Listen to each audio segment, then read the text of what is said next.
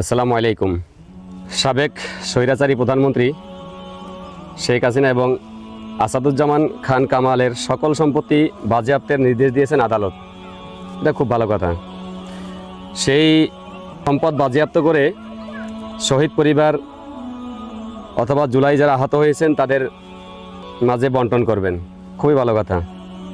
কিন্তু আমার প্রশ্ন হচ্ছে, জুলাই বা গত 15 বছর যত অপরাধ হয়েছেন বা করেছেন, এই সকল অপরাধী কি দুইজনে করেছেন, আসাদুজ্জামান খান কামাল এবং শেখ হাসিনা, নাকি অপরাধী আরও আছেন?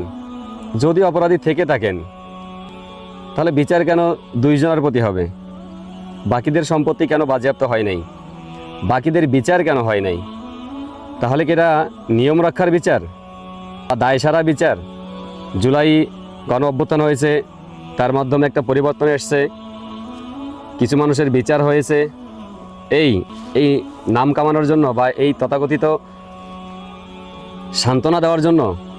এই সান্ত্বনা তো বাংলার মানুষ চায় নাই। সকল অপরাধী যারা অপরাধ যারা করেছেন, অন্যায় যারা করেছেন, জুলুম যারা করেছেন, তাদের সবার বিচার হইতে হবে। তাদের সবার বিচার না করে শুধুমাত্র আসাদুজ্জামান খান কামাল এবং শেখ হাসিনার সম্পত্তি বাজেয়াপ্ত করা হয়েছে এবং কয়েকজনের বিচার হয়েছে, এটা দিয়ে তো বাংলার মানুষ খুশি না।